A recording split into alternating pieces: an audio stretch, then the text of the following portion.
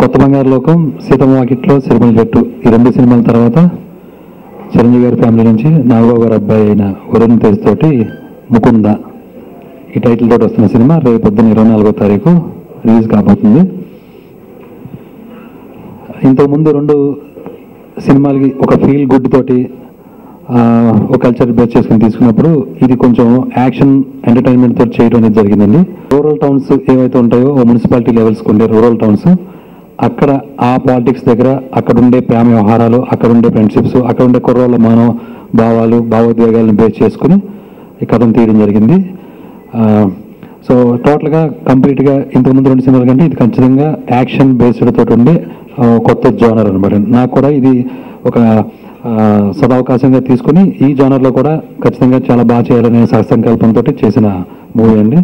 ఇది రేపొద్దున మీ అందరి ముందుకే వస్తుంది. సో ఆ బిగినింగ్ నుంచి చివరి వరకు ఎక్కడ మిస్ అవ్వకుండా, ఎందుకంటే ఒక తాపత్రయం ఉంటుంది ఒక కథకుడికి, ఆ ఇంటెన్షన్ తోటి మీకు అందరికీ చెప్పడం జరుగుతుంది. సో ఒక ఇంట్రెస్టింగ్గా జరిగే ఈ కథని అందరి మనసుల్ని అలరించి అందరికీ నచ్చుతుందని ఆశిస్తూ, సో అందరి యొక్క అభినందనలు, అందరి యొక్క దీవెనలు ఉంటాయని కోరుకుంటూ thank you sir, thank you so much. ఈ సినిమా మీ అందరికీ, నా మొదటి సినిమా ముకుంద రేపొద్దున 24వ తేదీన మీ అందరి ముందుకు వస్తుంది. మేమంతా కష్టపడి ఒక మంచి సినిమా మీకు ముందుకు తీసుకురావాలని ఎంతో ప్రయత్నించాం. మీరు డెఫినెట్గా మీ అందరిని అలరిస్తుందని కోరుకుంటున్నాను. కొంచెం కాన్ఫిడెంట్గా కూడా ఉన్నాను, అలరిస్తున్నాను మీ అందరినీ. అండ్ ఈ సినిమాలో నేను ప్లే చేసే క్యారెక్టర్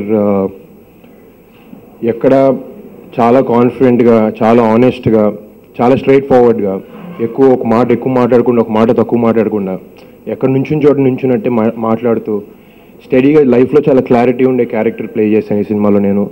అండ్ ఎక్కడో నాకు సొంతంగా నాకు ఎప్పుడో క్లోజ్ టు రియాలిటీ ఉండే సినిమాలన్నీ చాలా ఎక్కువ ఇష్టం.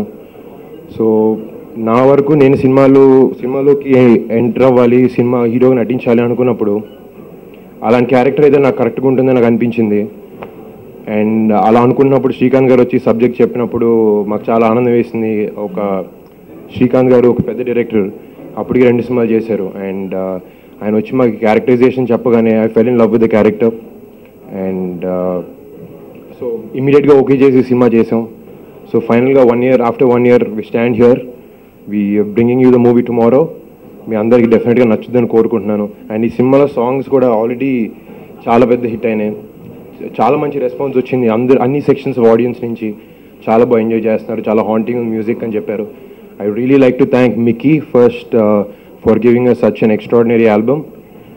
అండ్ డెఫినెట్గా ఇక్కడ వచ్చిన అండ్ ఎవ్రీ టెక్నీషియన్, మా సినిమాలో పనిచేసిన ప్రతి టెక్నీషియన్కి I would like to thank them personally.